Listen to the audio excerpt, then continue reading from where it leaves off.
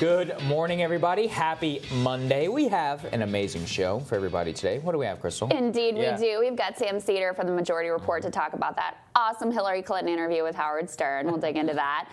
We also had a Nevada reporter who has a lot of insight into what is going on the ground there, who's got the biggest team, who's making the greatest use of it. That state does not get nearly enough attention, so excited to dig into that. We've also got the Hill's own Julia Manchester to talk about some of the latest happenings with Mayor Pete, not getting such a media love fest anymore. But of course, we've got our eye today on what's happening with the impeachment hearing. Saagar, what's going on there? Okay, so the House Judiciary Committee, if we all remember, they had the snooze fest last Wednesday of all the constitutional scholars. Snooze Fest 2019. Snooze Fest 2019 continues because we will hear today evidence of presentation by Democratic and Republican lawyers. And I guess, I mean, who can predict how that one will go? The opening arguments will be made by the committee for the Democrats, then the the committee lawyer for the Republicans. This, of course, from the House Intelligence Committee, laying out both individual case on why the president did exert influence over Ukraine or did not, or whether it rises to impeachable, right, etc. So it's sure to be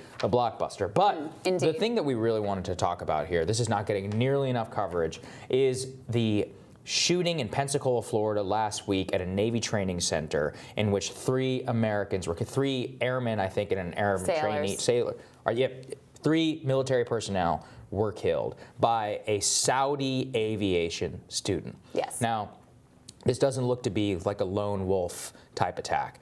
There are reports that the night before that the shooting occurred, he hosted a dinner party with several other Saudi students that we were training, U.S. taxpayers are training, in which they watched mass shooting videos. At least 3 of the students, or 6 of them, have been detained. 3 of them are actually known to have been filming the incident at the time that it occurred. So, look, it is being investigated as an act of terrorism. The more that we learn about this, the more it seems like a radical Saudi military cell in the heart of an American training facility. I mean, it is, and here's the thing, the response from the president, completely shameful. Like the fact that he was just like, the king, the king has called me and expressed condolences. And the Saudis are doing everything they can to put their hands away from this guy. But this represents the mainstream belief in a lot of Saudi Arabia. I mean, a lot of their population holds direct animus towards the United States. And it really just goes to show, I mean, how much, A, we can't coddle the kingdom.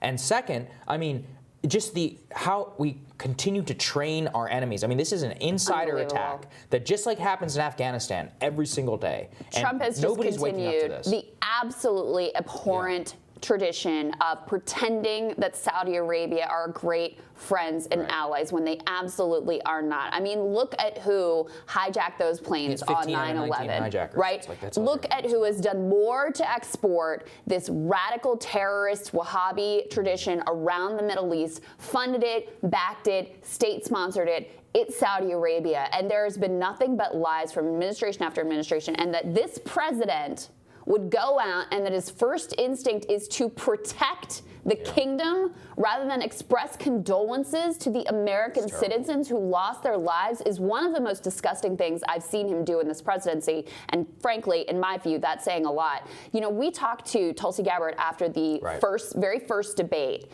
and I asked her this question because she brought up Saudi. She's one of the few who will actually be honest about this. She brought up Saudi in that first debate. I asked her view on them and how under a Tulsi Gabbard administration things would be different. Let's take a listen to what she had to say. If you were president, how would you change our relationship to the Kingdom of Saudi Arabia? Stop pretending that they're our allies, first of all. You can go down a laundry list of things that show that even as much as the foreign policy establishment in Washington claims Saudi Arabia as an ally of the United States and they're battling terrorism and all of these things, they're simply not true. Their interests are not serving the interests of the American people. So whether you're talking about Saudi Arabia's continued waging of a genocidal war in Yemen with U.S. support that is illegal, that Congress never authorized, a war that's taken the lives of tens of thousands of people, causing millions more to suffer, creating the worst humanitarian crisis in our generation. Or you're talking about Saudi Arabia's both direct and indirect support of terrorist groups like Al-Qaeda in countries like Syria and Yemen to further their own objective and their own means. or the fact that Saudi Arabia continues to spend billions of dollars propagating this most extreme, intolerant, exclusivist branch of Islam, the Wahhabi Salafist ideology that is literally the creating the fertile recruiting grounds for terrorist groups like ISIS and Al-Qaeda. Yeah, I mean, she hit the nail on the head. Yeah. What I think it is, there are too many people with making too much money. That's what it is. I mean, so many of these defense contractors and all these people, I mean, they buy hundreds of billions of dollars worth of weapons. They're, one of, I think, our largest, we're their largest arms supplier to the tune of, I mean, literally hundreds of billions over the years. And that's the thing is, so they get cover for the insidious ideology that they export. I mean, look here on American soil, right? A cell of Saudi terrorists shoots up a Navy installation base. We should be losing our minds. We should be losing our minds. And look, I'm not one that thinks that like these words have any magical meaning to them, but that the president hasn't even brought himself to call this terrorism is also shameful and disgusting. And look, where was his first trip abroad? Yeah, it was Saudi Arabia. And look, I understand this is the thing.